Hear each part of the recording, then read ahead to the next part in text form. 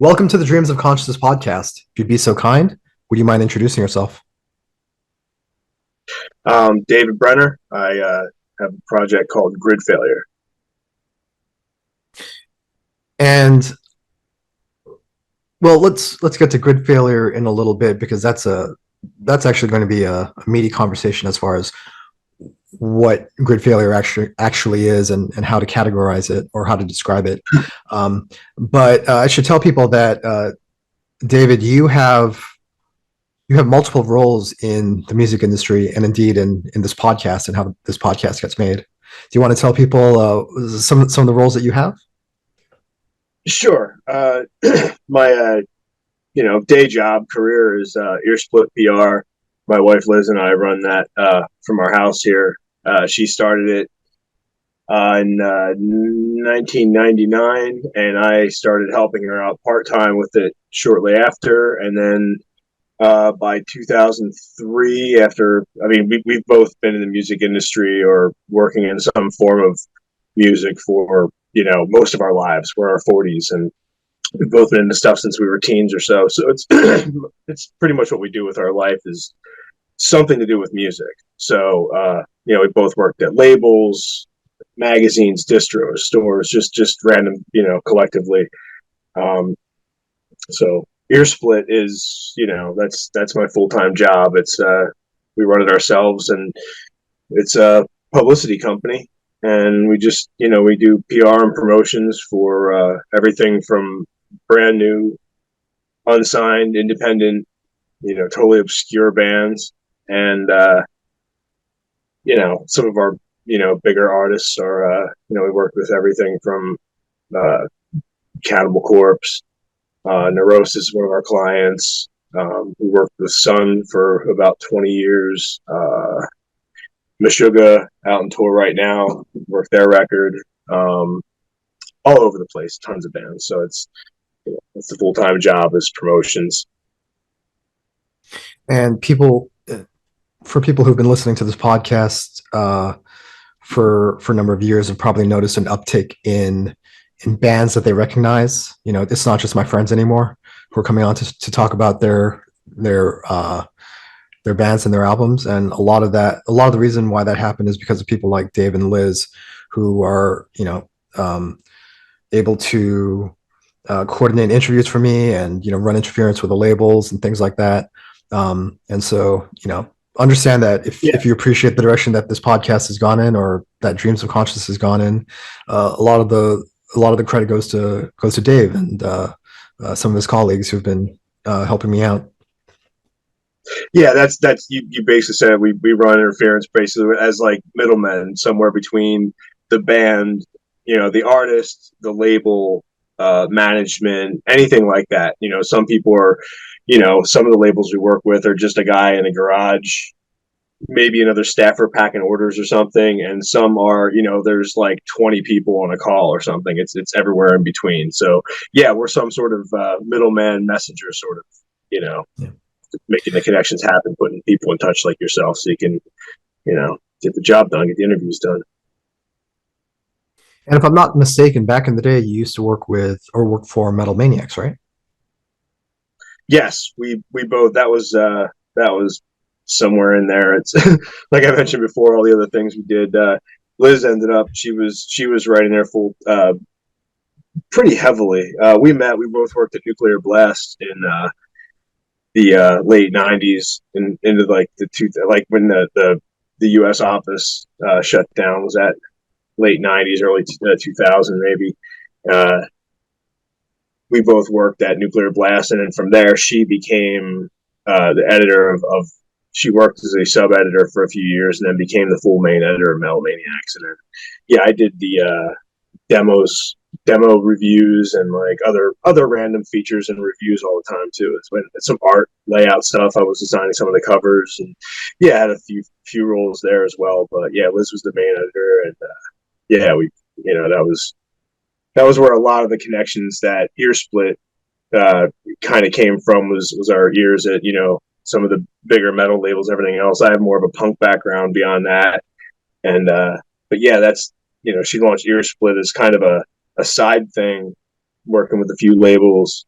Southern Lord and TP were basically the first two labels, and I started helping out part time from there. So that was pretty much directly during that same day. And I was working at other labels. So yeah, that would have been the early 2000s. So Until the let's segue back. Sorry, go ahead. I was just saying until the magazine closed down. Whatever year was that when it finally shut down? It was 2008 or 9, I guess, is when it closed down. So yeah, she ran it those 2004 or 5 all the way to the end. She was the editor, and yeah, I had several roles there. Cool. So let's segue back into speaking about Gridfailure. You mentioned that you came from more of a punk background. Where does your interest in noise and experimental music come from? I'm not really sure. I like I don't. I say I came from a punk background. I think I was into metal before I was into punk. I got into Anthrax and Faith No More and stuff in like 5th grade. You're talking like the late 80s or whatever. So I was into metal and everything else before I even got into the stuff you're doing, like middle school when you hear radio music or dance music or whatever. You're just trying to find yourself. But I'd already, been into Faith No More and stuff like that. And I always, I don't know, I've gone through phases of everything else, but I always appreciated people that were doing something risky, or different, or even if it wasn't that great. Someone that was trying to either not necessarily break a mold, but just doing something that you could tell was their own creative process or something. I mentioned Faith No More already, and it's like Mike Patton's vocal style is, something that, if I could actually sing with any kind of, harmony or whatever, he and like Glenn Danzig pretty much have, what I consider just the two, best singing voices. And that I can't do anything like that. But, Mike Patton is just one of those people that treats his voice like a testing ground, like a nuclear weapons testing ground, or like a trampoline, or just whatever, just trying things you never think of, and kind of being limitless. And I always appreciated that type of thing. I'm not really any kind of expert on anything within the noise realm or anything, but I mean, even back in the day when, Relapse was blowing up, they always, I heard all kinds of, when they were a brand new label, actually, I mean, they had, Exit 13 and Monostat 7 and just these bands, you were just like, what am I even listening to?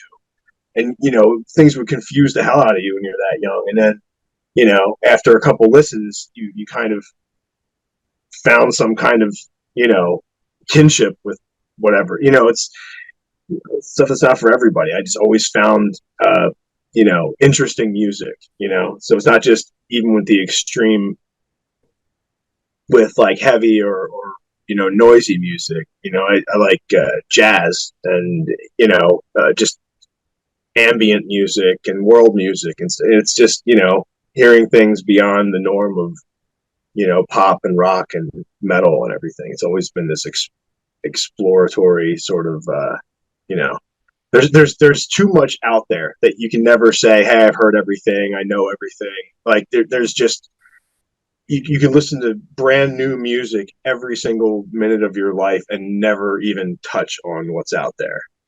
So it's just of course you're gonna have your favorites, but there's just always, you get bored with thrash. There's always some kind of, someone recorded a great thunderstorm you can go listen to. There's just anything you want to hear. There's just this endless world of exploratory music. So we discussed this a little bit. I am interested in experimental and noise and ambient and drone. I don't really cover it on the podcast or the blog a lot because I don't feel I can speak about it in an articulate or competent way. But there are a few experimental and ambient artists who've made their way onto the podcast. Richard Knox is an example. Aiden Baker is another guy who works in that realm a lot.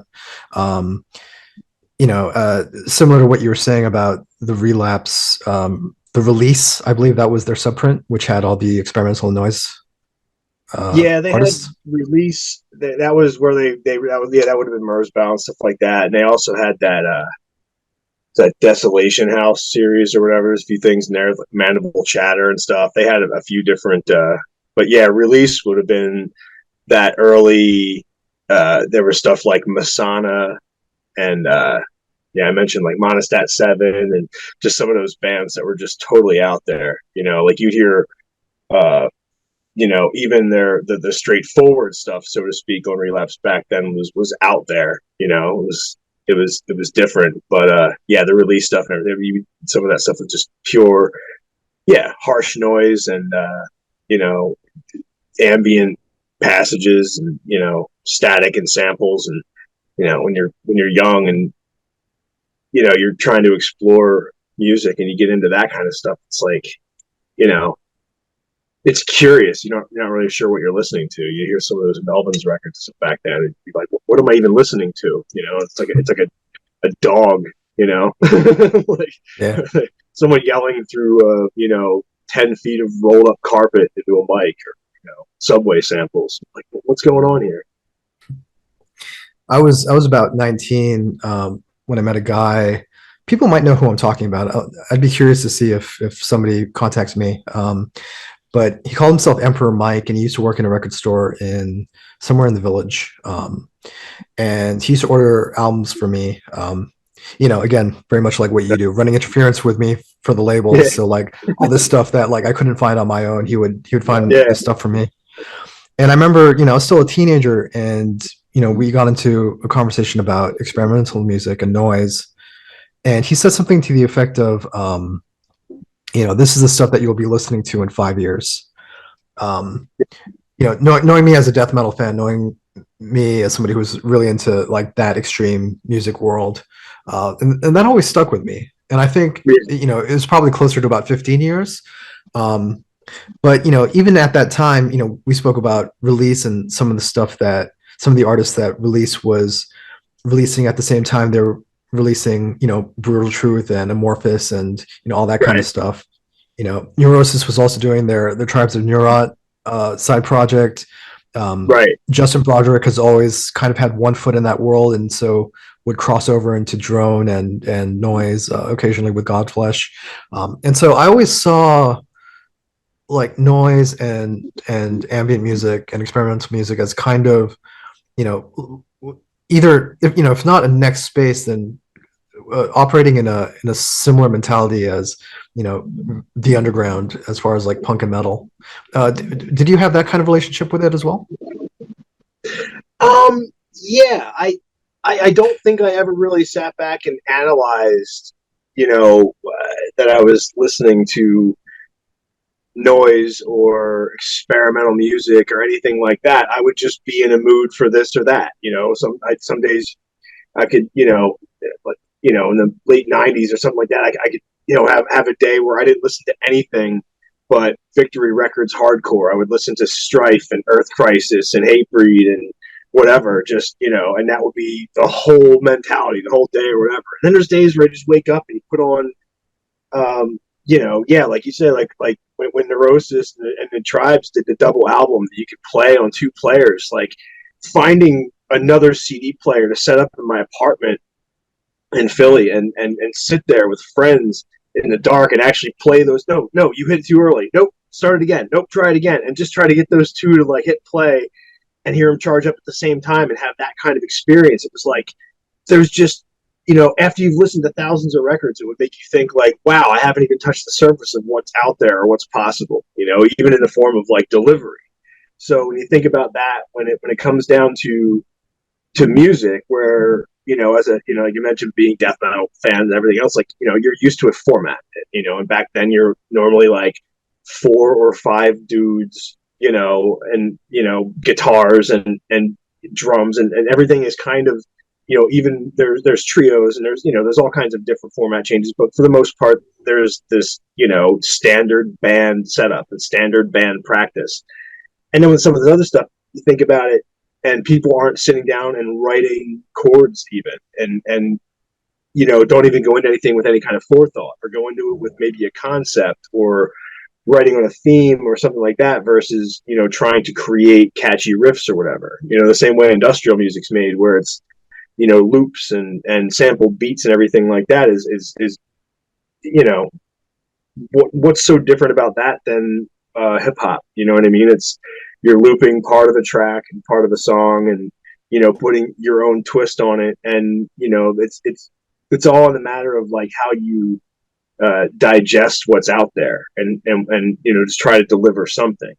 I think of grid failure specifically more like art class than like band practice. It's more improvisational, and I'm not. When you're a guitarist in a band, you have X amount of input and X amount of whatever, but you're there to do a job.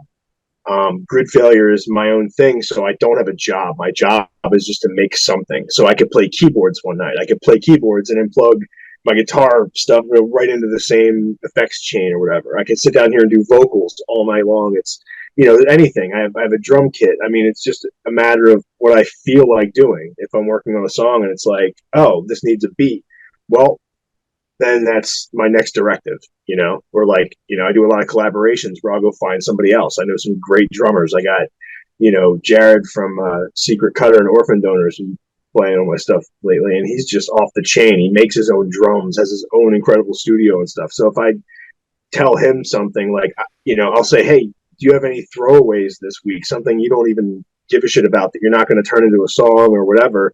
And he'll be like testing out a new drum head he made, and just send me some 10-minute improv rolling jam thing that it's just him. And it just sounds, to me, it sounds amazing. He's like, I don't know, that was just me, dicking around this new tom I made. I was like, that's incredible. And I'll just, what do I do to this thing, or where does it fit or whatever. And you just take these great contributions from other people who are much more talented than I am.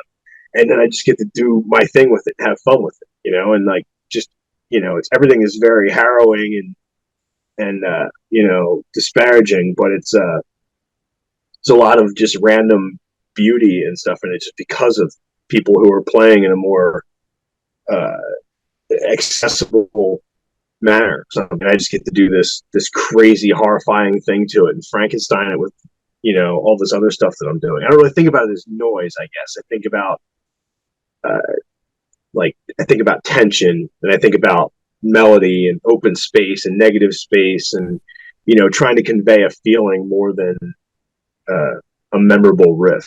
So it's not really about creating, I don't get offended when people call it noise, because it's noisy, it's noisy shit, I get it, but I think it takes away from like the people doing the harsh and wall noise movement stuff that are focusing on creating that noise. And that's the goal, is to make the most noise, the biggest noise, the most harsh sounds. You know what I mean? There's a lot of harshness in this, but not the goal. It's not. So that's why I don't call it noise, but I don't really know personally what to call it. So I try not to get too hung up on that. Yeah, and to be clear, I mean, when we speak about the difference between noise and music, music is something that's written in a key or has melody or has notes. Even if it's not a recognizable Western key or Western scale, globally, every culture has a kind of tone or a kind of scale that they work in. Music also has structure, which means repetition. Right. Noise frequently does away with all that. Grid failure doesn't, though, and actually uses recognizable guitar parts, drum parts, as you mentioned. On this latest release, you also have a trumpet and is it a clarinet? I think you have some kind of woodwind there as well, right? You're talking about Harbinger Winds just came out? Yeah. The Harbinger Winds record? Yeah, that's a collaboration. My buddy Ben has his solo project called Megalophobe. So that's our third collaboration together. He also plays accordion and effects as part of Grid Failure's live lineup. I've contributed his records and stuff as well. So that was our third full collaborative record together. And yeah, that one we went with kind of a, it was all based out of jazz. It's not a jazz record by any means, by a standard, if I call it a jazz record to the jazz people I know, I'll get smacked. Like it's just not, you know what I mean? It's still ambient and deconstructed and whatever else. But yeah, we have the whole idea was the winds uh, in the title, and playing into that with the structure. So we had people that were, I played harmonicas and things on there.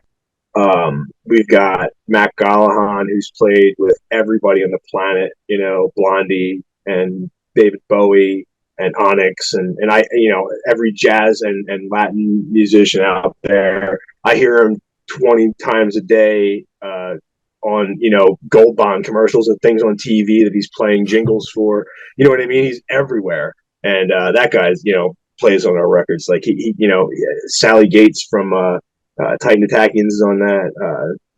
Layla Abdul from Vastum and 8,000 other bands, and does her solo thing. She played trumpet on that. Speaking of the link between death metal and it was experimental music, right? Exactly. Layla's been in a million bands. You trace it all the way back to like Amber Asylum and ambient stuff back in the day, and she's got 4 solo LPs in the whole, canon of experimental, solo ambient stuff.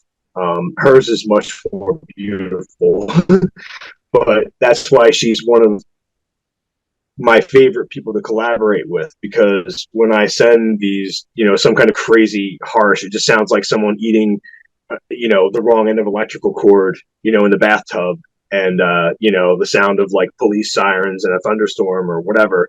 And then she comes in and drops some kind of, ethereal, beautiful vocals over it. You know what I mean? All of a sudden, you don't have a noise track. You've got this cinematic masterpiece that, like, I wasn't even playing. You know what I mean? It's just, that's the fun of just kind of taking these somewhat structured things and just sending them out to a few random people and going, hey, what do you want to do this? They're like, I don't know. What are you looking for? Like, I don't know. Like, what can you do in your band that you want to try? What other instrument do you want to try? Like, use Gridfailure as your testing ground. Like, come do something different on this track than you normally do. Or, hey, I know you because you're a sick drummer and I need some crazy drums on this track that I can't play, like, let's do that. It really comes from every single sort of angle, and it's just, you can't really think about it necessarily like this, the structured, practiced band practice with multiple members having their part to play. But that doesn't mean that you don't want some recurring element to come back through it, that there's not going to be a repetitive beat, that there's not going to be some repeated lyrics, that, there is still some kind of thing to root onto in some of it, So it's, that's why, I love working with people that have that kind of, just, they're willing to try things, not like, well, here's what I do necessarily. It's like, hey, I'll just try whatever, or, it's fun when there's no expectation. It can pretty much only be awesome. And we'll speak about Harbinger Winds and the collaborators that you got on this release in more detail. I want to backtrack a little bit. When did you start making your own music? When did you start making your own experimental music?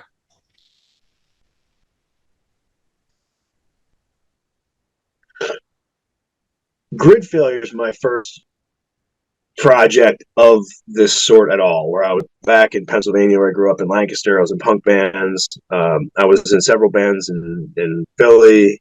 Most notably, I helped start Heidnik in the late 90s. I was the first vocalist for that band. I was in a band before that. I was in a band called Dead by Dawn. I was one of 2 vocalists. That guy, Andy, went on. He's in the band Rambo, who just putting out their new record on Relapse. Another trace back to Relapse. That was all late 90s into the early 2000s. And then I moved up to New York. And when I moved to New York, I was in the hotbed of where, there's 8 million bands, but I all of a sudden had to work, 15 times more to pay rent and do everything else than did in Philly. And I just, I got so wrapped up, and that's when Ear Split basically, really took off, became my full time thing. And all of a sudden, like, there was, ended up, I tried out and played around and did a few things with a few people's bands, but there was never anything permanent. And that was actually like I don't know, like a 15-year gap where I wasn't playing with anybody's band. I wasn't doing anything. That's when we worked. I worked probably 3,000 bands in that time, with Ear Split, but um, I wasn't doing anything on my own. So I was starting to get back into playing bass and just being, I wanted to get back into what I was doing before I was doing just vocals. And I bought a new bass and was just trying to figure that kind of thing out. And I started at the time hanging out with Lee from Theologian, who lives right out here near me, and we became friends. And he just said, "Hey, do you want to just come over and jam and play with some Theologian shit?" I said, "Yeah, of course. Like, I'll be over tomorrow. I don't care." And that was the first time I was ever in any kind of experimental band, so to speak, where it was, I could have just pedals as my band equipment. I wasn't carrying amps or anything. It's like I just had pedals or a metal pipe or a contact mic or whatever. I was just totally not used to doing anything like that. And all of a sudden, I got that art class kind of inspiration out of it. It was really fun just being completely free to just figure out new ways of making sounds or things I hadn't considered before. And then the Theologian thing, we played a lot of shows and I was on a lot of records, and it was everything. It was only about a year, little over a year, I think, door to door with that whole project, and that ended pretty terribly. During that time, I had made my first Gridfailure record, and that came out. Yeah, it was 2016.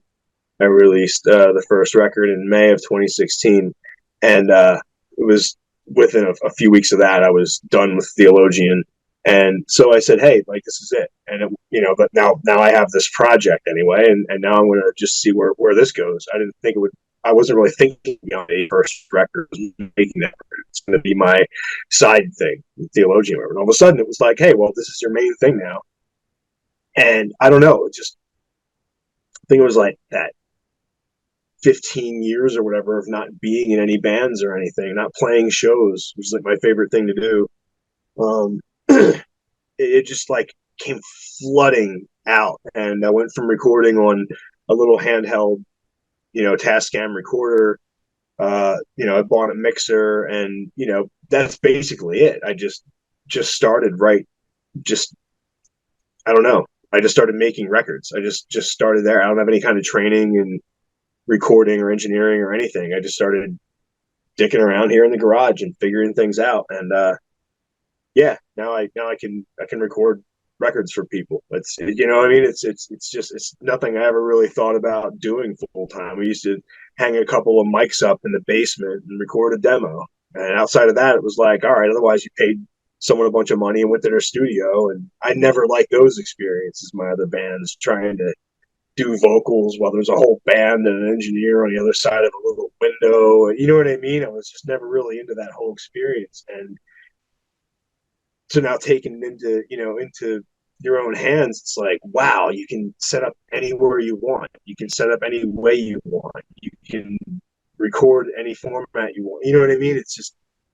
complete freedom. It really is that whole art class. It's like, here's the lump of clay, you have all night, go. And you just come up with something, an idea, and play it out. So I do want to. I have ideas of starting more traditional bands again. Doing like a hardcore band or something like that, a punk band again, something like that, where it is a fully written thing. Actually, my first band, the Militiamen, from the early mid '90s or whatever. We kind of reformed during the pandemic and put our demos on the Bandcamp and stuff like that. And a couple of us are talking about, a few of us within that band have this sort of new project, which I guess would become this, actual 3 or 4 person band. And I have another project called Diminishing, which we haven't announced or anything yet, with Lane from Yatsu down in Texas that he and I started. And there's these other projects that are coming out of what Gridfailure is. So Gridfailure ended up becoming accidentally just this full-time thing. And now from there, there's actual bands coming out of it. Or, you know what I mean? It's become like this conduit, with all these musicians that I work with my day job with Earsplit, and then through the collaborations with Gridfailure. Now there's just this insane network of people like that I can just hit up anytime and say, hey, are you interested in this? Do you have time for this? Do you want to do this? Or go back to the same people who have. So it's I don't know, it's kind of crazy to think about it. Like, hey, I want to make something more cinematic. We need, trumpets. Well, I know 6 people who play trumpet and have played on Gridfailure records. You know what I mean? It's go get one of them, go get 3 of them. It's great, to think that this was just a stupid project, 6 years ago, and I have like 30 records on Bandcamp, like that's just out of this garage or from live improvs or whatever. So we were speaking about the improvisational nature of Gridfailure and how you sometimes incorporate music that other people create with you or for you. How does a song usually start for you? And how clear of an idea do you have of where you want to go? I it very much depends. Sometimes I just go in raw, like I just want to play keyboards tonight. I just want to try something out. Like, and keep in mind, like I think my main instrument has always been bass, and I've been playing more guitar and keys and everything else. I am not good at any one of them. I can't just be like, oh, let me go sit downstairs and play some Mozart, whatever. Like, it's really like one finger at a time, ding dong,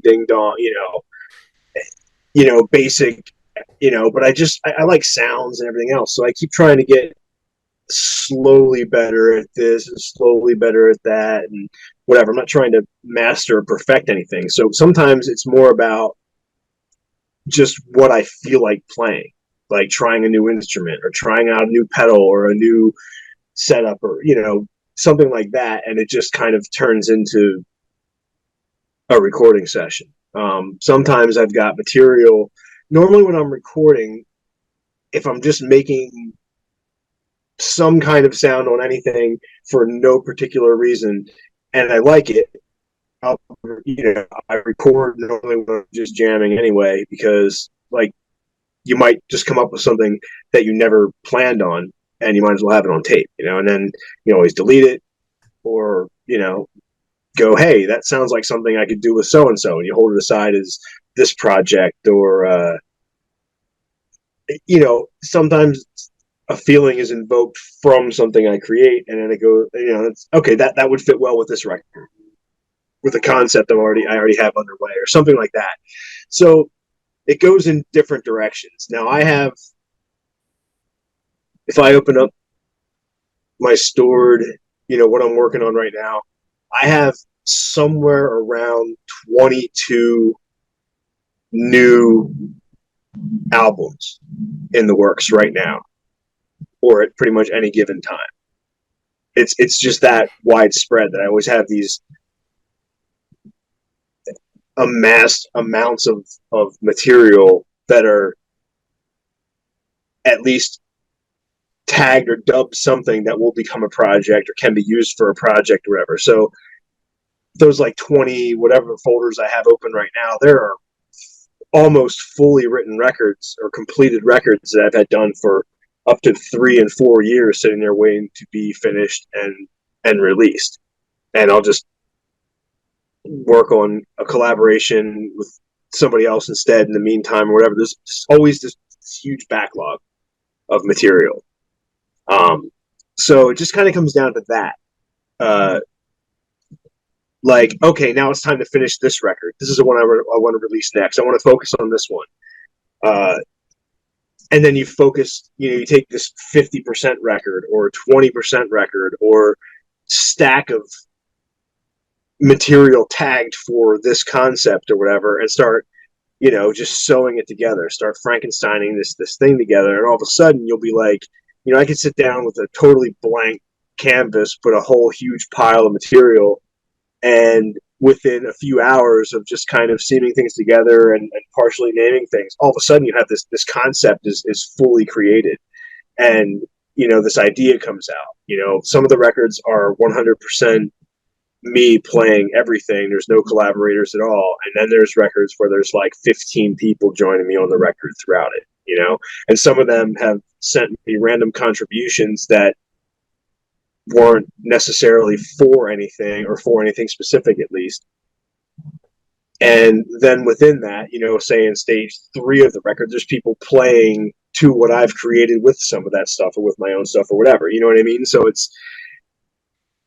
I don't think there's really anything that was ever like, start out, create this record, and only work on that record. Like that just never happens. It's just not that way. I don't have that much time after a 12-hour, 15-hour, sometimes ear split day.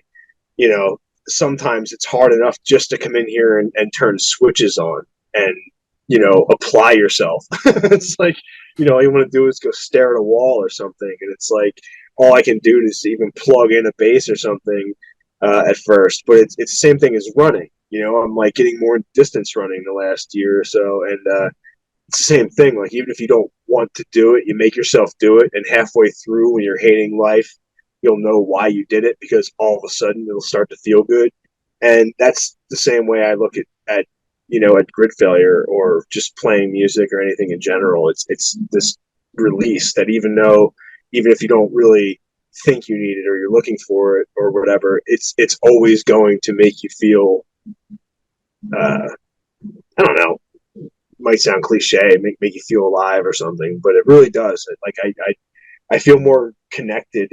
I think we all feel like strange beings as humans. Everybody thinks they're supposed to be a certain way, or think about things a certain way, or whatever. And it's like, when you do anything, creatively, you're kind of detaching from this world. You're supposed to be where you're supposed to be this certain person. You're detached from bills and laws and politics and family and whatever. You can just kind of be, whatever. You can just create this world that you're somehow, recording. I don't know. It's just such a release to find that, I had a really terrible day. I don't even feel like being in here, and all of a sudden, like a half hour later, you've got this concept, like something you've been stuck on for a song for a year. All of a sudden, you like, I have all the answers. I figured it out. You finish the jigsaw puzzle, whatever. You put that one thing in there that this whole project's been waiting on, and all of a sudden you're reinvigorated on something that's been on the back burner for 2 years or something. And it's like, all of a sudden you have this great project. You're like, I can't wait to release this so 3 people check it out. It just becomes so inspiring, just to create stuff. Like, it's not really for, of course I love when anybody listens to any bit of it, even if I get negative feedback from the listen. Like, it makes it worthwhile, but I'm not really creating it for anybody else. You know what I mean? It's like it's like a very just personal creation every time I make anything, even if other folks are involved or whatever. And just the completion process of it, and just getting it out there, even if it's just throw it on Bandcamp the night you finish it and then walk away, like, that to me is like an accomplishment. It feels good that I just made this, cool thing. It's like when you see your drawing hanging up in the hallway in high school, or what I mean, your parents actually, said something about something you made or played or whatever that wasn't, turn that shit off. You're like, wow, this is great. Real human responses. So when you say you have 20 albums in progress at any one time, it sounds like you're starting with the concept or an idea or a feeling, and organizing your recordings as you make them to whatever best fits with concepts or the ideas that you already have. Yeah, as opposed to that's how a starting lot of starting music an album is. and ending an album all in like one batch. Yeah, never happens. Absolutely never happens. Like the the record I'm about to finish, Six Mass Extinction Skullduggery 3, the third in a 5 album concept series that I've been releasing. Now, the third one will be out early next year, but what will follow as the fourth record of this series alone was supposed to be the second Gridfailure record. Like I was going to release this in 2016 or 17 or something. It's been sitting there.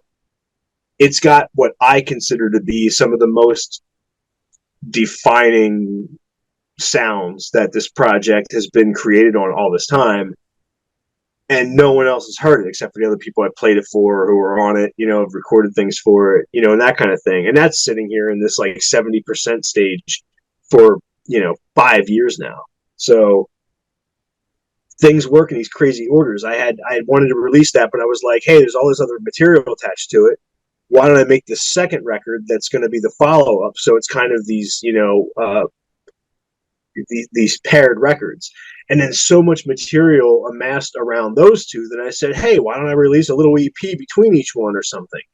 And then it became like sort of a prequel and a post or something. Like it became this series that now is being released over, I can't even put a date on it because the third isn't out yet until next year. So probably Six Mass Extinction Skullduggery 3 will be out in 2023, Teeth Collection in 2024, and the follow up record, Drought Stick, the fifth one, will be out in like 2025 or something. And within that, I'll probably release 4 or 5 other records each year, each of those years, because I have splits and other collaborations and other albums. I have this Americana record that's sitting there at like 80% done, which is like this dark, incinerating, you know, campfire country sort of record, and it's just like sounds like the Eagles if you were on mescaline and on fire or something. It's just ridiculous shit. It's like I keep really trying to explore this jazz thing. Like last year, I released that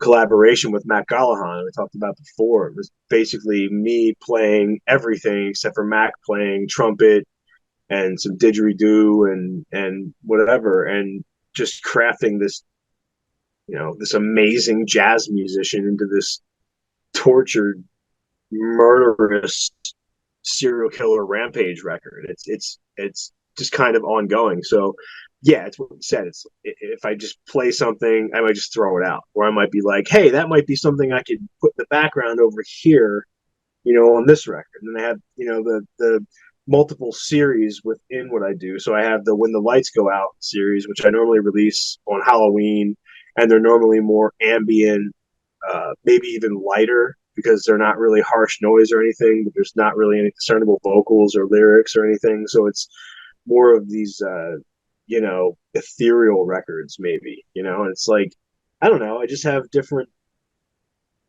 ongoing sort of series. I have the Hench Persons instrumentals, which I've released 2 different records so far, and there's like 4 more sitting there somewhere. And those are when I'll just have a couple friends come over. Like when we were starting to put the Gridfailure like live improv lineup together, I have my buddy Rich Moeller from he's in the Third Kind and several other bands, and then like I said, Ben, who plays live accordion and other stuff with Gridfailure. They would just come over for a full day, and we would just kind of set up and jam and record a bunch of stuff. And there's a bunch of mangled ass tunes that come out of one of those days. And like, you can't use it all, but some of it just kind of sits there for a while. It's like, hey, this is a little more tongue in cheek and fun. Like, why don't I throw it over there and it'll go on one of these Hench Persons instrumentals records? I refer to my collaborators, my people that want to take part in this thing as Hench Persons. It's just some term I just sort of attach to whoever wants to take part in this underworldly thing. It's like, so yeah, some of these records, it's like, hey, I don't have to write a notebook full of lyrics, like with the more conceptual, the Six Mass Extinction Skullduggery series. Like those are those records are like an hour long. Like the new one's about an hour and a half long right now. The third one, and that's a lot of lyrics. That's like 15 songs, and 12 of them have ongoing intense lyrics, and it's murder and cannibalism and environmental collapse and all these very deep concepts. So it's fun to put out, hey, let me just throw a hench person's instrumental joint together, like take all these loose tracks with a little more slapstick, a little more black comedy in it or something like that, and just throw it out there, give it away, have fun with it. It kind of helps relieve some material and just break things up a bit. So it's nice to because I hate when I get stuck on a record. I hate when I get stuck on a concept, and then it's like then it becomes work. Then you're like, it's kind of like you can't do that third lap at the lake or whatever. It's like you become the gym teacher and like make yourself do it. It's like then this isn't really fun anymore. This is work. You know what I mean? It's not. It's dark shit, but I do have fun making it. So it's when it's not fun, it becomes work. It like that those records sit here for 2 years until I finally get around to finishing them. So yeah, it's always about looking for inspiration. So and like getting re-inspired. Sometimes you got to let something sit for a while. You can't just force your way through it. Again, going back to ear split, all the people we work with, we see bands that guys that play like 8-string guitars and can solo for 4 hours straight without breaking a sweat or blinking. It's like I sweat trying to play power chords. It's people have a different talent level and a different process and everything else. It's like maybe you can write 12 songs about some ancient Sumerian intergalactic alien life form conquest or whatever in a 4-part thing and play more notes in 40 minutes than I've ever heard in my life. That's not really what I'm trying to do here, because one, I can't, and two, it's just it's supposed to invoke a different sort of thing than a progressive death metal record or something. You know what I mean? It's very disjointed and weird, but it's cool to have just such a wide playing field, like a wide range of what can happen. So that's why there's always so many records, because you can't just be like, well, that would be cool in something, but that doesn't fit this record, so just throw it away. You might never think about that again. 9 out of 10, you won't think about it the next day. It's gone. It's like there's something else. So at least if it's recorded, I can go back in there 3 years later and go, no, this sucks, and throw it away. But like the fact that I kept it for 3 years, hey, that could work really well if I refine it and add this to it, and all of a sudden you got a song idea, an album idea, a concept idea, concept album idea, and there you go. Now I have 6 new folders. So This is something that I ask people who work in the experimental world, or just have a lot of improvisation in their process. But when do you know a song is done? How do you know a song is done? When is a song done for you? This is the worst question ever. You've heard this. You've heard me answer this badly in other interviews. That's like the trickiest question ever, because I don't know. There's not really an answer. It's if you set out for a song to sound a certain way, at least for me, it normally isn't going to sound like that original idea. So sometimes you just, like I said, I'm pretty okay. I'm pretty pretty sporadic and shoot from the hip, where if I just think something's done, I'll just say, fuck it, it's done. Like, I don't care. Like, I'll just make it be done, because then I'll overthink it and overdo it. I've overthought it and overdone it a million times, and you end up hating the song and going back to something after spending hours or weeks or whatever, or holding up an entire record because you hate something, when you're like, why didn't I just leave this alone, 3 different versions ago or something, so you go back to find that original thing. How do I recreate this, or do I pull out another version, or or hey, now I've passed that point, so let me save that idea for another song. You know what I mean? you just kind of need to pull the plug sometimes because you can go over something a million times over. Like this isn't a perfectionist thing. Like again, in reference to these incredibly talented technical musicians who are trying to hit you know certain marks and time signatures and everything else, there can be no time signature to what's going on here, or everybody kind of recorded in a different one. It's a matter of alignment. Like it shouldn't work at all. But the fact that it does means, okay, if I mess with this any bit at all, like it won't work anymore. You misalign, the miscalculations that somehow worked. It's the sounds, like tones are what they are. You know what I mean? We can create them or whatever, but we can't.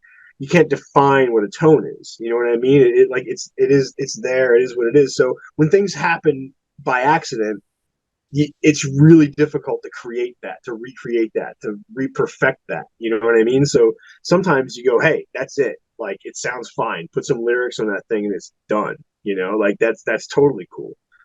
Sometimes you're going for something very specific. So it's just really, really difficult to limit when the project has this wide of a scale. So, like for instance, I'm finishing up this Six Mass Extinction Skullduggery 3 record. I've got most of it there. 90% of what needs to be finished is I need to write a ton of lyrics and do a ton of vocals, which means tough shit for my neighbors over the next few weeks because it gets pretty loud when I you know, get into those kind of modes. And that's all I'm working on. There's a few people I'm going to have into it. So again, we mentioned, Layla and how she can do those very angelic, melodic vocals. And she is very good at just hearing some little earworm that's in the song or some repeating click or noise. She's good at honing in on like what the core of the song is and doing something just drastically beautiful against it, and that will help finish the song. You know what I mean? So it's like I know exactly what I want on this song, but I can't do it. You go find the person that can, and then it's like, okay, now I have one or two more steps, and I'll just leave this alone. So, it really depends. You can go back the next day to something you thought was perfect the night before and be like, why did I think this is perfect? This is awful, and redo the whole thing. And so it just depends. But yeah, when it comes down to like the concepts with this, it's like I'm listening to the whole record and the whole concept of the multiple records together and trying to create sort of an arc in the record. So maybe I don't have to rework the song.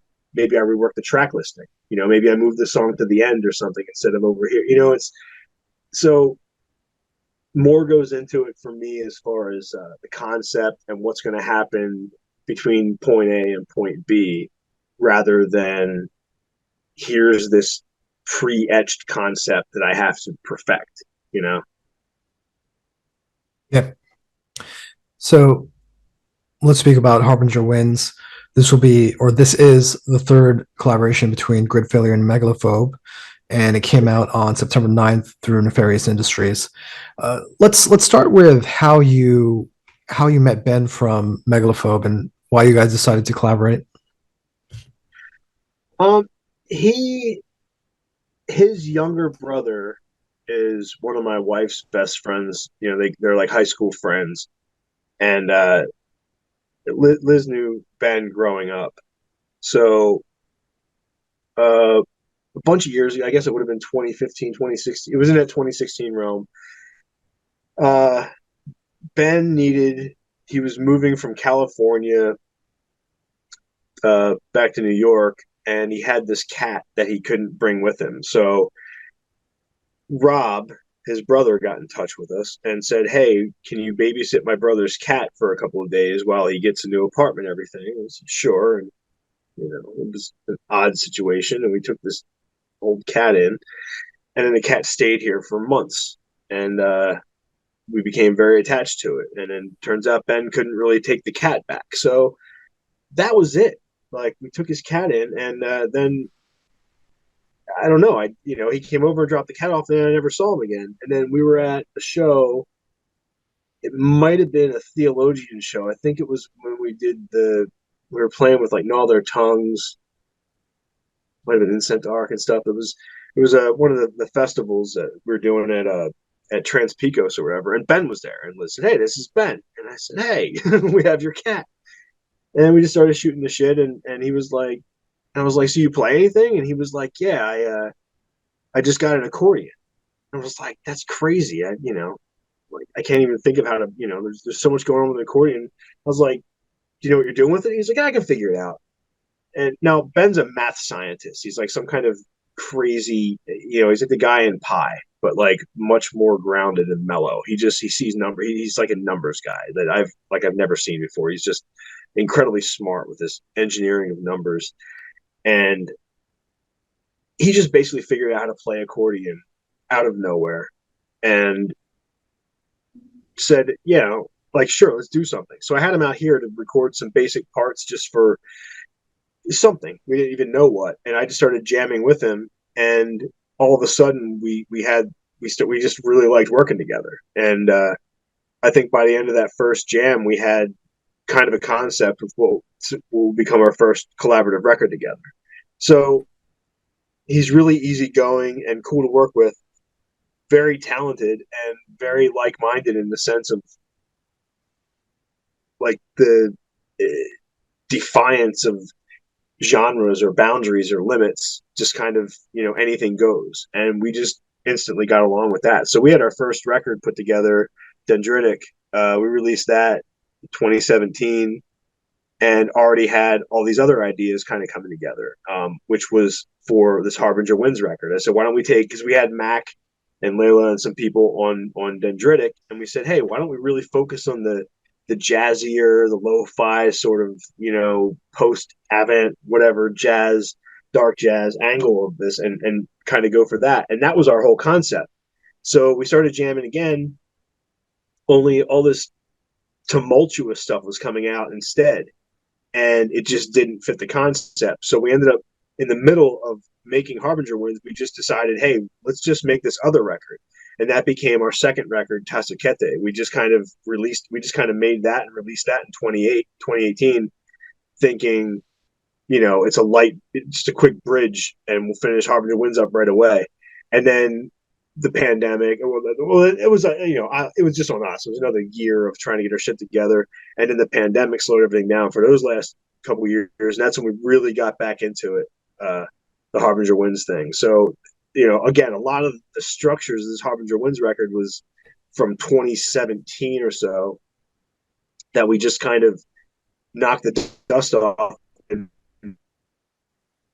basically, we worked on it and then stop. And then we worked on it and stopped. And every time we do that, we'd lose ground, we'd forget what we were working on. We have these other multiple versions of the songs. So it ended up being too noisy, and we're like, this is not what we're going for at all. So he came out here as soon as it was safe to, after all the lockdowns and everything during COVID.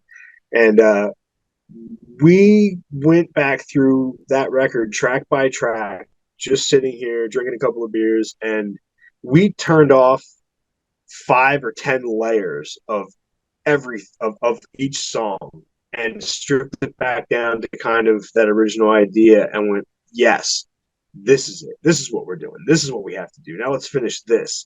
And then that went through like 25 layers of changes and everything. So it's really just been this long ongoing process for that record.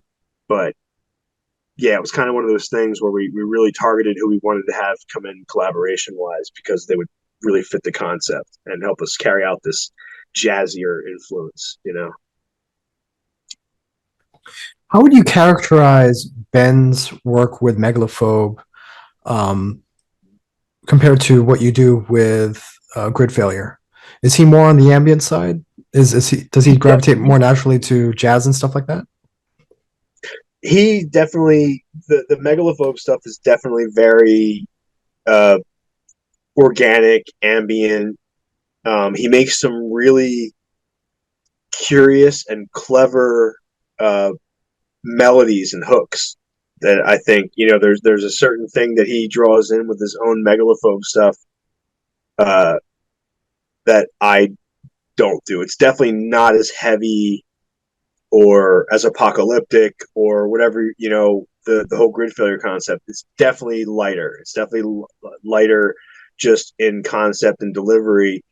But that's not to say there's not any darkness or whatever to it. It's he scored a free form. One of his friends is like a ballet instructor at some very sort of free form ballet dance company in Brooklyn, and they had him on for one part of this installation where he just went on stage and played. And let me backtrack real quick. He when he first came out here and was recording for the first time, when he first got his accordion and was getting it, and we were getting the whole thing together, it was a raw accordion. It was we were recording just with a condenser mic, on an open air thing. And since then, he not long after that, he went through a bunch of engineer friends and everything, and ended up figuring out how to crack this thing open and wire it up. So he figured out after going through 3 or 4 different engineer friends of his, one was a, I'm not even going to, act like I know what these guys do, but they're all different types of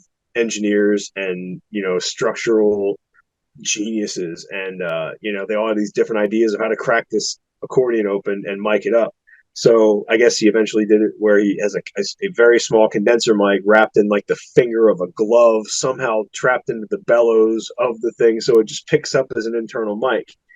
And now he plays through all these pedals and effects and everything, so he can make it sound completely terrifying, but also, just like an accordion with some reverb on it as well, make it very beautiful. So that's what makes it so fun, is that he can also be completely unpredictable. When we go play Grid Failure live shows, it's 100% improv. There might be one part that's kind of like a repetitive part that Rich or Greg will play from a prior show, but we don't know what's coming. We don't have it planned out. We completely improv. I'm pulling lyrics from multiple different records or just freestyling on the spot. Ben's playing accordion that's got this beautiful melody to it, and all of a sudden it sounds like it's a plane crashing into the venue. It's so he's just super on point with the improvisational, just letting it all hang out and just go big or go home sort of thing as well. So that's why we get along, because we'll just come up with an idea, and if we both like it, we just lean on it. So yeah, like he's definitely got a more melodic, and I guess I, I hate the term accessible in this case because it's very odd and experimental, but his stuff is just not as confrontational as Gridfailure. So it's a very cool pairing. It's there's always this melodic and tranquil aspect that comes from a megalophobe record that I don't necessarily create on my stuff, and it makes it very cool to mix together. So, I've done some videos I made a video or two for megalophobe stuff, and I help him with his layouts and everything else. We're just like super intertwined. So that's why, Ben might be on 3 or 4 songs of one of my other records, but it's just different when we're creating one of these collaborative records, from the ground up. Then it's like we're both taking part in recording, mixing, engineering, everything. Like every part of it, we're completely 100% on point, bouncing ideas off of each other. And we don't really fight each other either. It's like, hey, I got an idea for lyrics. Okay, go. I don't think I should do lyrics or do vocals on this song. You can do it. Okay, cool. And we've never really been at a standstill. Like, well, I want something this way. Well, I don't. You know what I mean? That's just never happened. We're both just, okay, cool. Let's make it. So that's a very satisfying thing. Instead of standing around wasting band practice and 4 guys bickering over how a chorus should go. You know what I mean? It's like, nah, we just made 4 songs. Like, I'm not doing that. You mentioned cutting back on some elements at the mixing stage of the process. How much of the album is shaped during the actual mixing? How much of it comes together when you're at that stage of the process? I think the mixing is definitely a massive part of it, but we're mixing kind of through the whole process. It's not like we just record tons and tons of stuff and then there's this mixing stage. It's like we would get together, out here at my spot, or we even recorded some of this at his spot in Bushwick, where he doesn't really have a separate room. We would just be spread out across his living room, whatever, and his wife would try to leave, take her bike out through. We'd have, 6 pedal boards across the living room floor or whatever. So, we just record there or here, or wherever. And then, or, I'd work on a certain part and send him a mix. And then he would send back another part and I would work that into the mix. And then he'd come out here and we'd work on another part for that song and mix it again. You know what I mean? It was kind of all inclusive, but that helps us constantly create it. You know what I mean? I think it's a different process than when you're spending most of the time within the ranks of a traditional band, um, creating, memorizing, and executing the song over and over and over again, because we are creating this more in an improvisational way. So it's more about, well, I thought it would sound like this. Well, now it sounds like this. Well, I like this better. Okay, fine, let's do this. Like, why redo it? Why make it what it was intended to be when you like what you made anyway? You know what I mean? So it's okay, so let's make that louder and then put this next to it, and then if so and so sing on this part or whatever. You know what I mean? It's just kind of part of it. So the final mixing took forever because we had been through this over and over and over again, and then we were trying to make so many delicate elements of that record stand out against the heavier, because I have really heavy, harsh vocals on parts where, like our friend Rose is playing this delicate clarinet part. It's like, just trying to mix those two elements on 30 or 40 seconds of, a 9-minute song or whatever is, you know what I mean? So you might have the levels perfect for this part, but then the song gets louder and then something gets lost. You have to mix this part louder. It really is just a constant evolution, and then you have to finally be like, yeah, it's done. Because if I now if I disrupt the numbers, like, it's starting all over again. And there's a certain point where you're like, yeah, I want this record to be cool, but sometimes, like, at some point, the desire to have this record finished and out of your hair is it overcomes anything. You're like, I don't care what the song sounds like at this point, just finish it. I can't do this record anymore. We've basically tried restarting this record 4 times, and I'm not doing it again. Like, we're just going to throw it in the garbage and start something, start the next record if we have to restart this whole thing again. And so there comes that too, where you're just like, fine, it's done, let's just put a couple of twists on this thing. And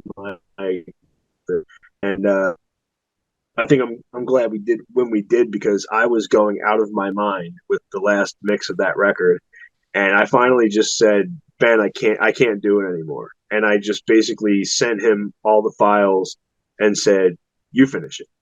And like, he went through and put some compression and boosted everything, but he was like, I think we've already mixed this thing. We've already mixed it 1,000 times. Like, we've already been working on this. Like, I'm cool with it as is. And I said, good, let's book it. I said, let me hear those final mixes. And we both went, yep, let's go. And I sent it to my buddy Dan, does Black Matter Mastering in Nashville. He's in the band Peyton. He mixed everything from they did the record with Cool Keith and everything. I filmed the video for them. It's he does like the Lost Dog Street Band.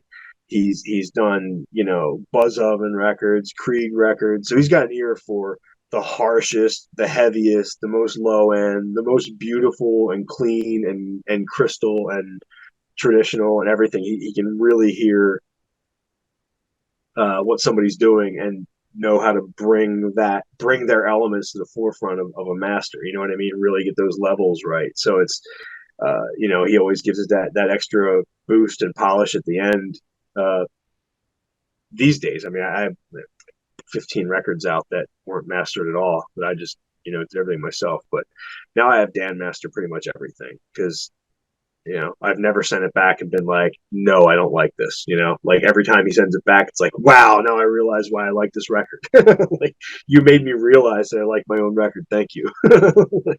It's great to hear that, and not be like, wow, why did we do this? Or wow, that sucks, like, and just be disappointed. So a lot of work goes into it.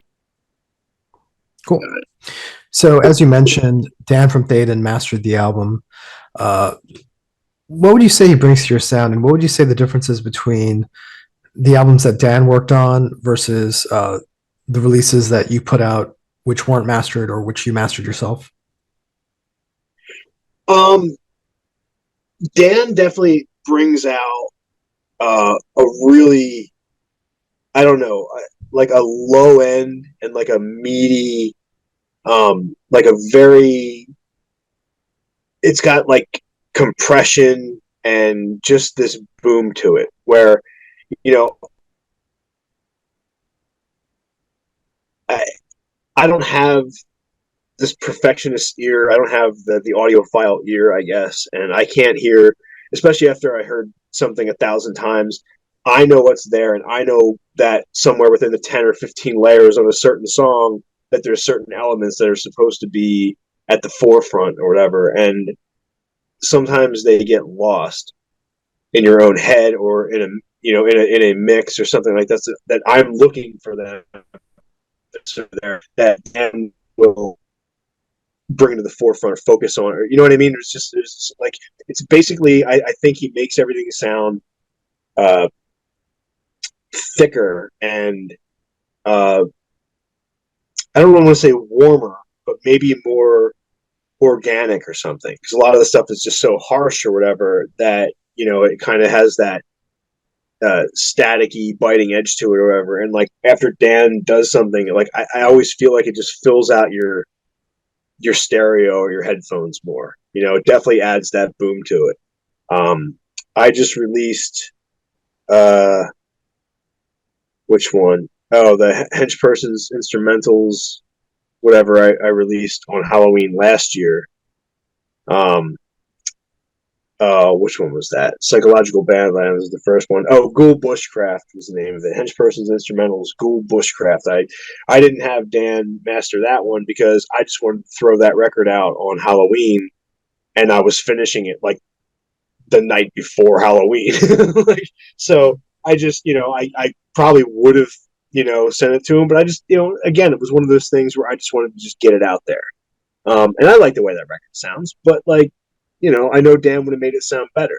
I just had an idea. I wanted to get it off my chest and out of the way and just have it out on Halloween. And it didn't really require mastering because again, a lot of it was just free jams and toying around in here with other folks. So um, I still think that I have a lot to learn, but when I listen to something that I've mixed myself here and didn't necessarily master, that I just released myself, versus something in the same situation 4 years ago or so, I can hear a drastic difference. Like just learning about levels and everything in there, like in 3 or 4 years, you really you kind of come into your own and the stuff a lot more in that amount of time. And I hope I continue to grow that same way. I'd be happy with that. But Dan is like pro. Dan knows what he's doing. Dan's got real equipment. Dan, you know what I mean? It's a world of difference when I give him something to master and it comes back. So if you listen to the Six Mass Extinction, Skullduggery, and Harbinger Wins, and like most of the last few records or whatever, there's definitely, I think, uh, a, a more fulfilling, organic, thundering sort of presence to it. Do you want to say anything about Nefarious Industries? Yeah, Greg is a very good friend. Greg has been a live drummer in Gridfailure. It's kind of just, uh, he and my friend Rich have both been, live performers. I do all the PR, for Nefarious Industries, which I have since they launched it. I worked with the Postman Syndrome guys back, or East of the Wall guys back when they were in the Postman Syndrome. When I worked at Now or Never Records, and once I started working with East of the Wall doing press for them, that was in the time when I met uh, Greg and Kevin. Kevin from A Fucking Elephant, and Greg, who runs the Nefarious Industries. They came and they had this new label they were launching and wanted me to help them out with their first release. And I've worked with them since then. So that's like 11 years straight now, working basically every record, for Nefarious Industries. And I help Greg sort of on the back end of the label a little more in like the planning and that kind of things, so we can make it work with my schedule. So we work, I release a lot of stuff with Gridfailure through Nefarious Industries. So I'm working on multiple fronts just within that one label structure. So yeah, Greg takes more risks than anybody else I know. Probably that, you know, when you're a noise label, you're going for this extreme, audience that's they got a very specific taste. You know what I mean? It's like you can kind of find a bunch of bands in that realm, and they might not all go 100%, but like, you're not really shooting out of left field, wherever the term is. Nefarious is the most ridiculous, off the wall, and I mean that in the best way, sort of roster you'll ever see, because there will be this post avant jazz improv, whatever piece, and then an electronic, you know, whatever sort of act, and then a Gridfailure record, and then, a Titan Tachyons record, the first LP, and then the Psychosomatic record. So you got like, post avant technical progressive jazz coming out a week apart from, pure pure Cali like skate rock, thrash crossover. It's just the most diverse roster ever, and it's all very. I don't know. It's just such a really, really, really incredible family to be a part of. It's he takes all the chances in the world with basically every record that comes out. There's almost nothing that comes out, even if it's a beautifully played, well executed, very talented record. It's still not pop. It's still not popular. It's still not something that's going to blow up or explode. It's all very exploratory. Even if it's like incredibly talented. So I feel, I definitely have this, like I said, this sort of, you know, multi-pronged servitude with the label as well. So I guess I'm kind of built into it. So he, of course he can tell me to fuck off if I want to put a record out that he doesn't like or whatever, but that's never happened. I don't put everything out through Nefarious Industries. I kind of, plan out certain things, and we work on, and he goes fully along with whatever I want to do, kind of, with Gridfailure, because it fits. It fits their exploratory audience and just the label family itself. So, I definitely, if I had to align my my work against the other artists, like I think when it comes to the actual musical talent, I am probably at the very end of the line, but I'm pretty well built in, so I get away with it. I'm He's curious. cool to work with. He always, like, everybody handles their own art and concepts and everything else, and he just, if he likes it, he wants it to be there. I'm curious. As somebody who handles promotion and media relations for Nefarious Industries and other um, experimental labels or experimental artists, who is the audience for this? How would you characterize the average noise or experimental music fan? I don't like to categorize anybody, because I think that most people, even if they think that they're, the programmed folks who want to hear the big top hits, and want to hear the big metal bands, and maybe they only listen to Slipknot, or whatever's big. Like, I'm just throwing, nothing against whoever. I'm just throwing names out.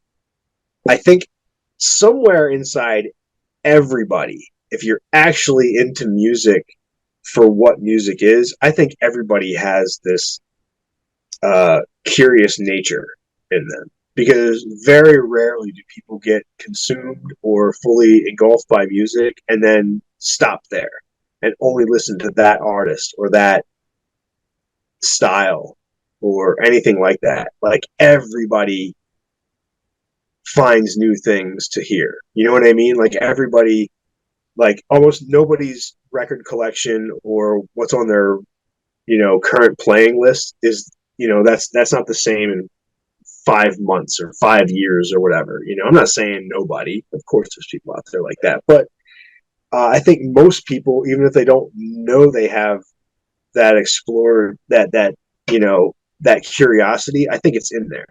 So, of course, there's people that are elitist, that think that their scene is exactly how it's, they want a certain kind of person to come to their show, but then they complain when only, X amount of people pay at the door. You know what I mean? There's like a contradictory element to that whole, limited sort of, thinking. So I don't prejudge or categorize or classify who's listening to what. I think, just saying with now, if you listen to something like if you follow a label like I don't know who's some like Phage Tapes and Cloister Recordings and some of the very more noisier whatever sort of things, you might be sort of you can kind of not judge the audience, but you kind of know who's listening to that stuff based on what the label is releasing.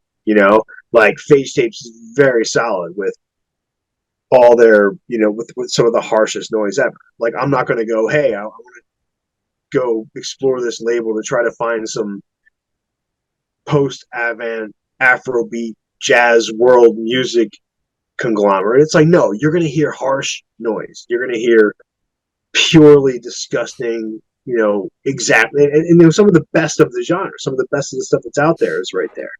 But you're not going to, go try to find a noisier, like progressive metal, cinematic album there. You know what I mean? Nefarious Industries does that. You know what I mean? Where, you know, defining an audience for Nefarious Industries is nearly impossible because, like I said, within 1 month, you could have, Saratma or Titan Datakians and Psychosomatic coming out with, you know, L Drugstore and and Gridfailure and Walking Bombs and those darn gnomes. It's all over the place. You can some of these bands you can mention 15 genre classifications trying to describe one band sound. So when you line four of those artists coming out in 1 month together, you're covering the whole gamut of anything that's besides popular, makes a lot of money, everybody loves it. Like that's what you can rule out. Outside of that, it's up to everybody's judgment. You know what I mean? I don't like to judge people, and like even people that are kind of set in their ways or whatever. I always think you can convert them. Open up their mind, get them to listen to something else, get them to appreciate or like something new. Sure. I mean, everyone is potentially a fan of this music, but as far Or as the people who anything. are actually Trying to sell people to death metal. I mean, it's the same thing. It's literally the same thing. You're trying to, you never listen to it. Well, why not? That's the first question. It's like, well, death metal killed my brother. Well, okay, never mind. Let's listen to something else. I get it. Like, like if you have that, then you have an excuse. But outside of that, like, well, I don't know. Well, that's not an excuse. We're gonna listen to death metal. We're gonna listen to noise. well, especially in the current media environment where everything is on Spotify or YouTube or whatever, and so the idea of underground doesn't really exist anymore because we're right there next to Taylor Swift and Demi Lovato, and if people choose one over the other, it's not because we're underground. If we're on the biggest platform in the world that's on everyone's smartphones, we're just unpopular. People just don't like us. Correct. Yep. Yep. Yep. That's a very good point. It's not. underground is a construct of the mind at this point. It's like part of the matrix. Like it really is. It's not tape trading and fanzines and that kind of thing anymore. It's definitely not. The accessibility's there. Um, However, I think underground now is a mindset. It's like, hey, I don't want to, sure, you can turn on any, popular channel and hear, you can, I see some of these, radio show reportings and stuff like that. And like some of these major channels, they're playing like 90% of the same music for a 3 hour block, like almost every week. Like there's a new single, there's a new song, there's a new thing incorporated, but they're still playing the same single, the same song, whatever. And it's like, I thought that format was dead, but this is still what's popular. So it's kind of the same thing. It's like, sure, I could open up a diner on Route 80 and I could put up a billboard out there, come eat it at Dave's little ass diner coming right up on the next exit. But there's still 45 McDonald's billboards around my billboard. So 90% of the people, 99% of the people are still going to go to McDonald's, like not Dave's little diner. It's like, you got to be, those few people that would drive over and eat at, my cauldron, like those are the people that they're looking for something else. You know what I mean? They want to hear something different, like anybody. You can go, once you've heard, a song, once you've heard an artist, whatever, where to go find them and get them. You know what I mean? It's like, I can sit here and rattle off 25 bands right now that I just heard this year that I want to go listen to more. I can rattle off 25 bands that are my favorite bands from high school in the 90s and shit that I still want to hear every single day. And then I can not listen to any of those, like, and just go, well, I like this band. Let me go to, like, I don't know, Last FM. And who do they compare, Masana to?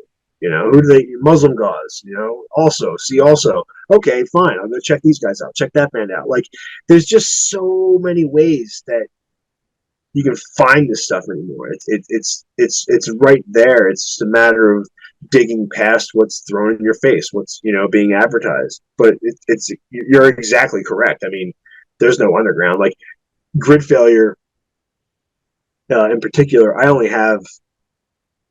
I'm not even going to say a real number here, but I probably only have 8 or 10 or maybe a dozen records of mine that are on all digital channels. 99. There's just like a huge percentage of my stuff that's only on Bandcamp, and that's just because I've been self-releasing it. And I could finish a record, within an hour of us finishing our conversation and have it on Bandcamp by midnight. You know what I mean? Like it's that easy to do. It's just that perfect. Bandcamp's just the greatest thing to ever exist. Like I could release a record before midnight, just because.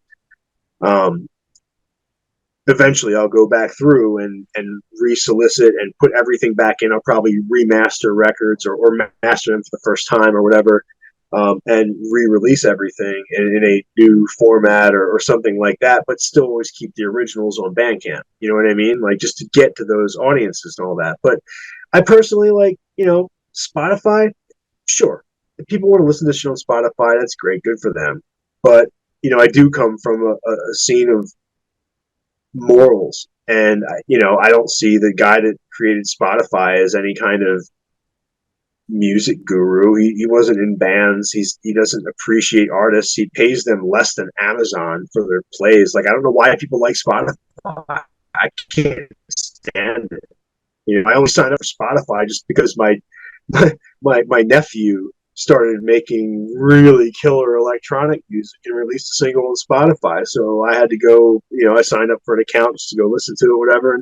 And I listened to Spotify probably twice since then. And it's, I don't know. I personally don't, give a shit about it. I think everybody's too consumed with plays and playlists and everything. And I don't want to hear a single. I don't want to hear 55 singles in a row. Like I want to go, oh, that song was cool. I want to hear that whole record. I want to hear somebody's entire record. And if I like it by the second or third song, like I'm going to buy it. And it's just that easy. I don't like, singles and that. aspect. You get all of our press release, everything. We're always doing track premieres and everything. And obviously, it's a way of building up and hyping to a record and getting it out to the public. But I don't want to hear that one song. I want to hear the whole record.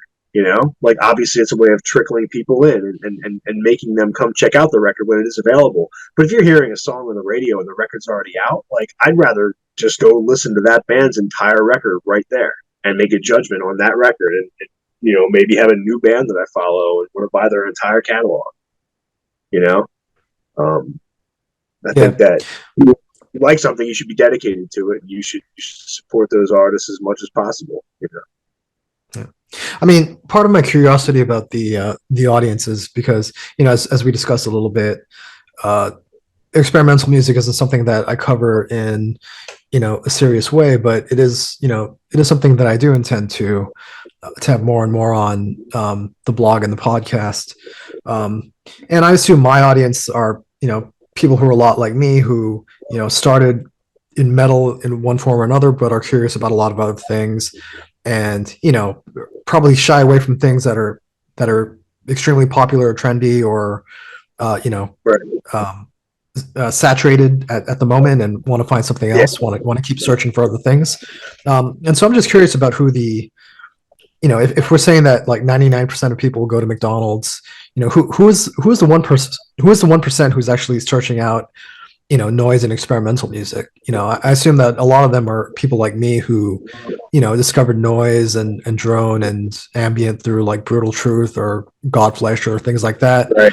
But it also it springs out of the avant-garde jazz um, Right. uh, scene, and experimental classical composers, and artistic movements that did sound experiments, collage, and things Right. like that.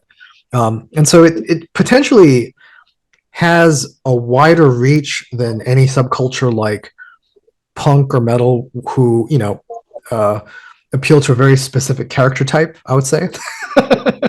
Uh, yeah, to a point. To a point, um, but like before that person was into punk, they were probably into rock or maybe metal or something else. You know what I mean? It's like it depends. Was that person, are they only into punk because they had an older brother who was, a punk for 10 years of the kid's upbringing, or did you come across that genre on your own? You know what I mean? Like I've kind of always had friends or someone that would hit me onto something, whatever. But I like to think that I made my own musical explorations kind of on my own. You know what I mean? It's like I think that's the answer you're looking for. Like people have to be willing to, you can go out as an explorer, and like as soon as you hit, a new area, you just throw up your flag and name it after yourself, and you're done. Or you can just be like, cool, mark it, and then go get in your boat and go look for the next unexplored island or whatever. You know what I mean? It's like there's no reason to set up camp. Like once you found punk, it's like, oh, okay, well, I'm into punk. But these guys have some these people do, crazy though. voice bands. Yeah, exactly. Some people do, and then some people are.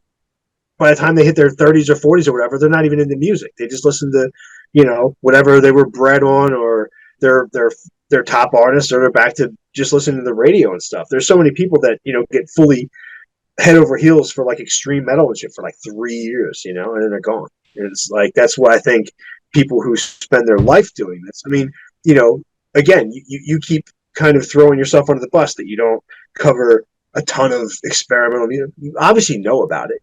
You obviously have done a lot of thought, of exploration and thinking about it. And that's what's cool about your podcast in general, is that you're very inquisitive about the people that you're talking to. You're not just like, here's a structured set of questions. You actually clinically kind of, run people through the thought process, whatever you're, you know what I mean? You want to get to the actual theory or the point, or where their head is in it. And you're actually asking things. You ask very interesting questions. You know what I mean? You try to get to the root of all these things and the origin of all these things, and that's what makes it super cool. It's like you could easily have any number of experimental artists on your show, and I don't think they'd even have to be necessarily heavy or related to metal. You know what I mean? It's already a very uh, organic, you know, site, and you know, your output is very solid. So, you know what I mean? I don't think, you know, obviously you don't have, you know, 1,000, you know, you have a lot more death and you know, grind bands and everything else and everything else, but that's, you know, that is the majority of what's out there too. You know what I mean? There's plenty of noise and plenty of harsh and experimental whatever, but it's not the majority of what's out there being dished by, you know, publicists and labels. You know, it's still a minority somewhere, you know, and it's, you've got to be interested, and that's it. You know, once you have the interest, you're like, you know, then there's like this entire, you know, the underground does still exist. You know, you could be a experimental or noise artist or whatever and put out 15 tapes, you know, and they sell to a very specific audience, and that's it. You know, like, you're not trying to get Spotify plays, you're not even on Spotify, you know.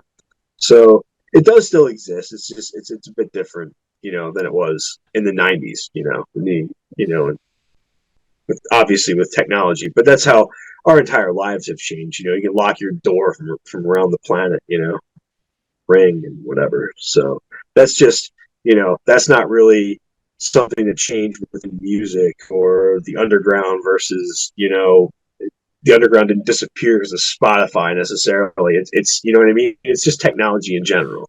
You know, most of your local Right. newspapers have dried up, and now everybody's on Facebook, and it's, you know, it's an awful thing. But, you know, you still have all the access to any news. You can also go read BBC or, you know, news in India or, you know, anywhere. You're not stuck to one local paper. So it's, you know, it's like anything else. It's how you use it that makes it, you know, Yeah. dangerous I mean, or, you know, an impeding factor or freedom.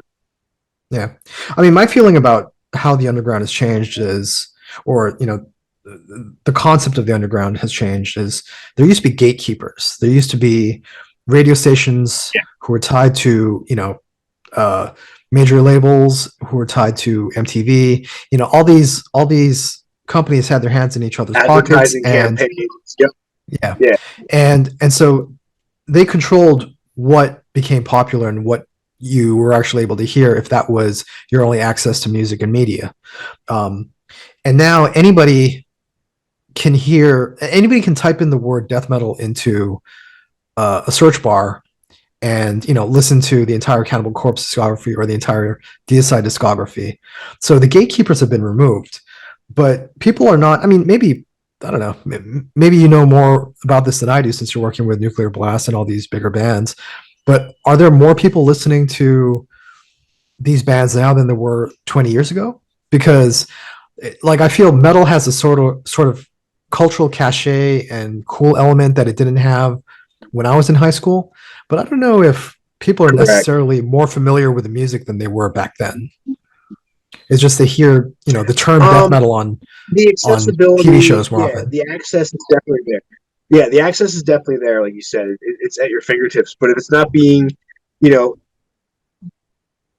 maybe the gatekeepers that you're talking about aren't quite in place, but still, like, you know, obviously a Mastodon record is going to get a lot of attention and a lot of advertising, and a lot of pages of magazines are going to have that cover art, and a lot of, you know what I mean? Like, radio stations are going to be pumping that single and ignoring 50 others that came out that day, or records that are coming out because they have that single. Like, that mentality still exists in the media because, you know, Sirius FM, Sirius XM, whatever, is not going to make any money by, you know, like, getting the two plays, the two, you know, of something that's completely off the grid, that is not going to draw the general listener back. You know what I mean? Like, it's still somewhat structured. Like, metal is a big, it's like an industry now. It's not the, you know, it always made money for the right promoters or the right tour manager or the right record label or whatever in some way, you know, in the 90s or whatever. But now it could be just as commercial. I mean, you know, you couldn't tell me in 1990 three or whatever, that something like Slipknot was going to exist and be, something that sold out, across 99 parking lots, 500 shows in a row or something, I'd be like, yeah, you're fucking mind. You know what I mean? You never would have thought. But, now it's like, they're their own institution. You know what I mean? Like it's a completely different realm in that aspect. So just the fact that, I could have a Gridfailure track up on Spotify and so can Slipknot doesn't put us on the same playing field. You know what I mean? It's just that doesn't even exist. It's you're still fighting against, the most popular stuff on the planet and the stuff with the advertising money, everything else to be heard. But to me, it's like, I could probably go out and play with a bunch of, three other people and write, a hook laden, post metal song and go get some radio, whatever. It's like, I have no interest in that. I don't care. Like, I just don't care. Like, if Gridfailure, ended up on, I don't know, I'm dating myself here, Headbangers Ball, whatever, I wouldn't be opposed. I wouldn't be like, no, I'd be like, fuck yeah, that's awesome. But I'm not going for that. You know what I mean? There's people out there that are writing music to get, like, to do it for their living, to, be able to go on tour their entire life. And that's not necessarily a bad thing. If you're being true to yourself and you're writing good music and you just know how to, market yourself and find the right people and play the game right and you're smart, whatever, there's plenty of bands that do that and they can go out there and play, 200 shows a year and, feed their family by making the music that they want to make. There's also people that are looking to break and just that's it. They want to, you know what I mean? Like, it's human. It's all human nature. Anytime something becomes popular, someone else is going to find a way to capitalize on it and market on it. And they don't always have the best interests at heart. You know what I mean? So not every record label is out there, actually a Robin Hood, actually delivering these underground bands to mainstream audiences with all the best of intentions. You know what I mean? Like it's still human nature in every element of this, the creation of the music, the listening to the music, the marketing of the music, every bit of it. So I think you have to, just be open-minded and willing to give things a chance. If something goes completely against your morals and you got to cut it loose, then that's what you got to do. Um, but again, I don't know. It just comes down to personal choice. Like I can put on, we obviously, with Ear Split, we're not being fed these artists from somebody above us. We pick and choose every single artist that we want to work with. So while I might be working with a progressive power metal band or something that isn't my specific favorite, type of music, that I'm going to, be done with work and I'm going to go listen to, you know, 7 Halloween records in a row or something. That's just not my listening forte.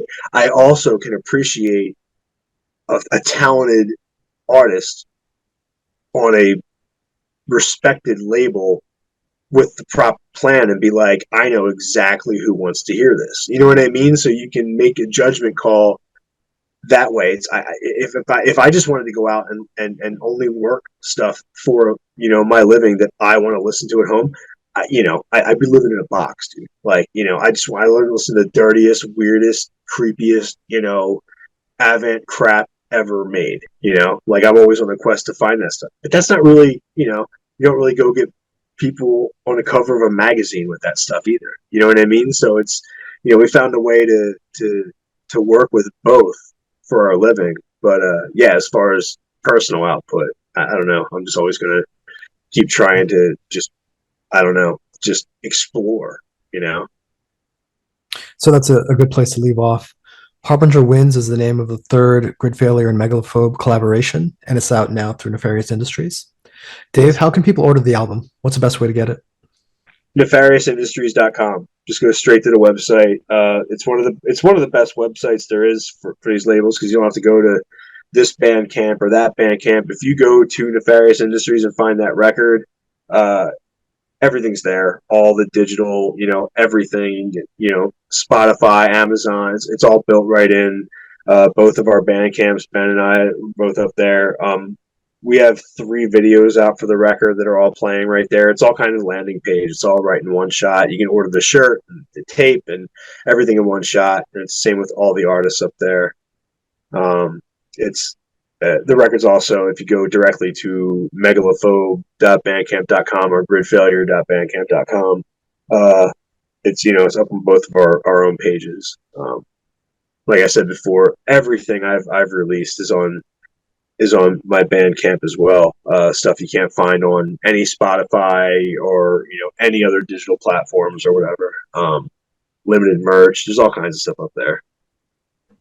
And if people want to keep up to date with news on grid failure, what's the best way to do that? I'm on all the I'm on Twitter, Facebook, Instagram, all just at Grid Failure. Anything, if I have a review or a record coming out or a pre-order or a single or something like that, it's on all the channels. But I think my Instagram is kind of also more of like a personal blog.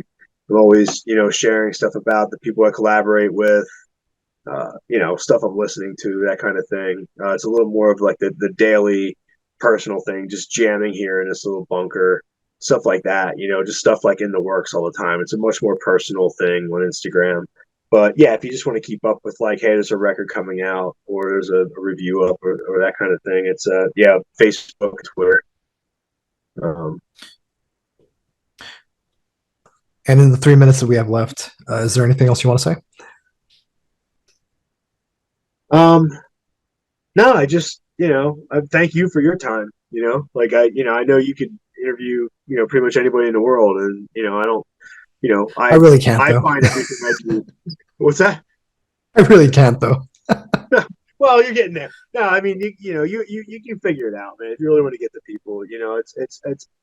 I'm just appreciative. Like I said, like before, even if I send out a record for review and someone comes back with a 1.5 out of 10 and compares me to like bad meat, like I'll go personally thank that writer for like making it through the record. You know what I mean? It's like it's I know it's not for everybody, and I know it's not uh, appealing to most people probably, but I enjoy it, and because I know it's a difficult listen, and like that makes me more appreciative. Like I'd rather have, I could, there's like 40 people out there that like all my posts and buy my records and everything, and they're like the best people on the planet to me. You know what I mean? Like I don't need to have 400,000 of those people. Like I'm happy with 4 or 40 or whatever it is. Like I like playing live shows to the handful of people that showed up and appreciated it, rather than have a full room when you start and 5 people standing there when you leave. It's you know what I mean. It's about the quality. It's not the size of the boat. It's the motion in the ocean. Is that the term? So, yeah. Cool. Thanks, Dave. Yeah. Thanks a ton, Adrian. Really great work, man. Keep it up.